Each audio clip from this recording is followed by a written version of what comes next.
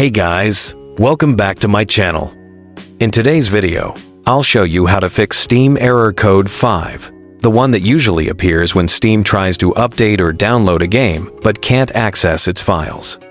Don't worry, this is super easy to fix. Let's get started. First, close Steam completely. Right-click your Steam icon and choose Run as Administrator. This gives Steam the right permission to modify its files and usually clears the error instantly.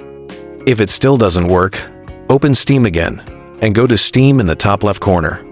Click Settings, then select Downloads from the left side. Now click Clear Download Cache. Steam will close and restart automatically. That's normal.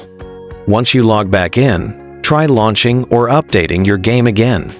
If the error keeps showing, open your library. Right-click the game that's giving you trouble and choose Properties. Go to the Installed Files tab, then click Verify Integrity of Game Files. Steam will scan and automatically fix any missing or corrupted files. When it's done, launch your game again and check if it works.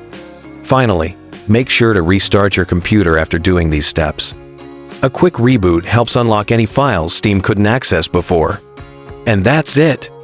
That's how to fix Steam Error Code 5 quickly and safely.